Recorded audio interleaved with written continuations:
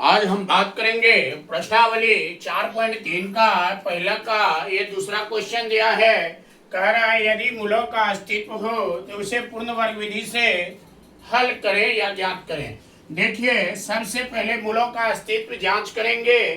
तो जांच करने के लिए एक्स स्क्वायर के जो आगे में रहता है उसको ए मानते हैं, ए बराबर 2 और बी बराबर एक्स के बगल में जो नहीं कुछ मान है तो एक है, सी बराबर -4 हो गया।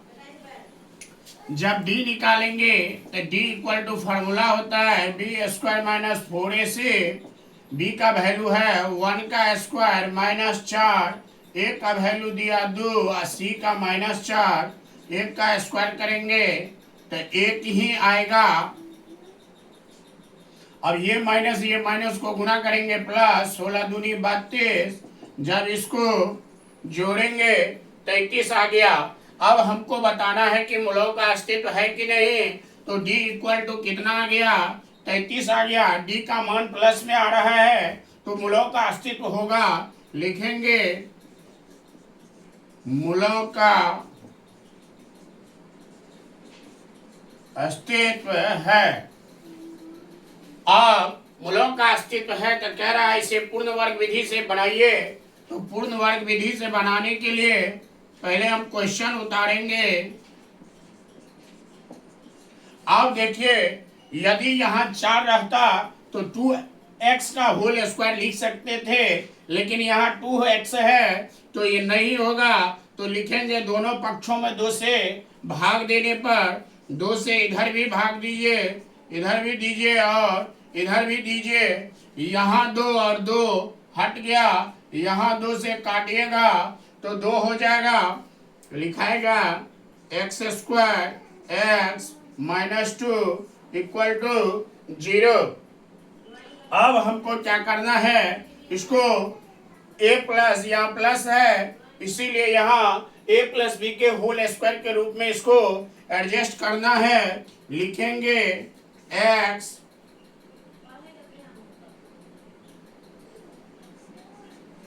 एक्स स्क्वायर प्लस, अब यहाँ बगल में नहीं कुछ है तो एक है यानी कि 1/2। यहाँ a प्लस बी के होल स्क्वायर के रूप में सेट किए हैं तो लिखेंगे a स्क्वायर प्लस 2। a के जगह कितना है x और b के जगह क्या लेंगे 1/2। आप ध्यान दीजिए, ये एक जब क्रॉस में गुना होगा कट जाएगा तो क्या करेगा, बचेगा x बचेगा, लेकिन हमको आना चाहिए कितना x/2। इसीलिए एक x यहाँ बढ़ाएंगे। अब देखिए ये दो हट गया तो कट करके कितना आ गया x/2। अब देखिए ये हो गया 2ab, b के मान कितना आ रहा है 1/4। 1/4 हमको 2 बार लिखना है, एक बार प्लस में लिखना है, एक बार माइनस में लिखना है स्क्वायर लगा के, और लास्ट में जो बचा है -2 उसको लिखना है। अब देखिए यहाँ से यहाँ तक में आपको फार्मूला बन रहा है, यहाँ लिख रहे हैं। यहाँ से यहाँ तक में a प्लस बी का होल स्क्वायर बन रहा है तो लिखेंगे 1/4 स्क्वायर। यहाँ माइनस है, माइनस लिखिए 1/4 का स्क्वायर करेंगे तो 1/16 आएगा और यहाँ -2 बराबर 0 आएगा। अब क्या करना है 1/4 एक्स स्क्वायर माइनस एलसीएम लेंगे तो 16 से 16 में भाग देंगे, एक से गुना होगा, यहाँ 1 लिखाएगा। अब यहाँ 1 से 16 में भाग देंगे तो 16 बार में लगेगा, 16 को 2 से गुना करेंगे, 16 दूनी 32 बराबर 0।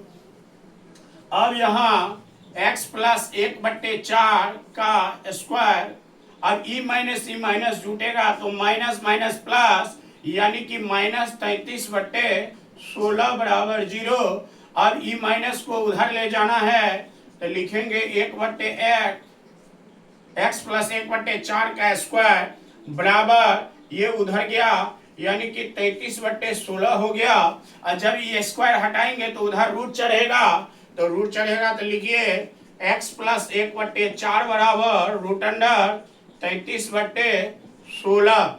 और जब इसको फैक्टर तोड़ेंगे तो लिखाएगा x प्लस 1/4 बराबर, यहाँ लिखाएगा प्लस माइनस 33 का वर्गमूल नहीं निकलेगा तो लिखेंगे रूट अंडर 33 और 4 का वर्गमूल आ जाएगा, 16 का वर्गमूल आ जाएगा 4।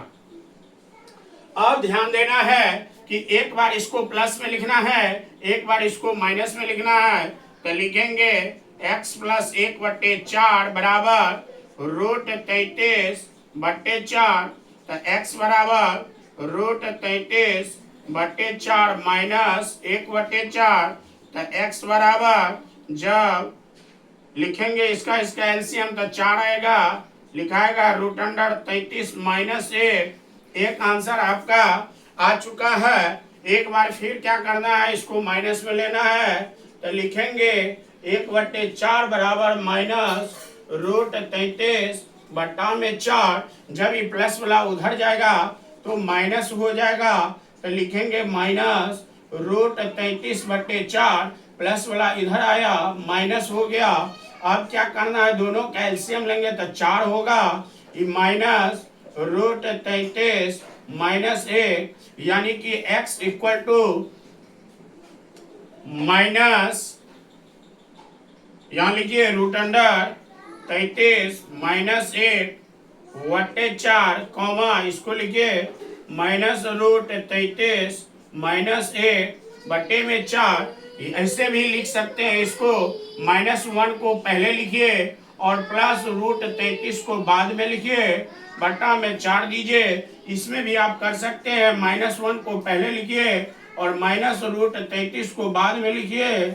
यानी कि इस दोनों प्रकार से आप लिख सकते हैं। इस प्रकार आपका आंसर आ चुका है।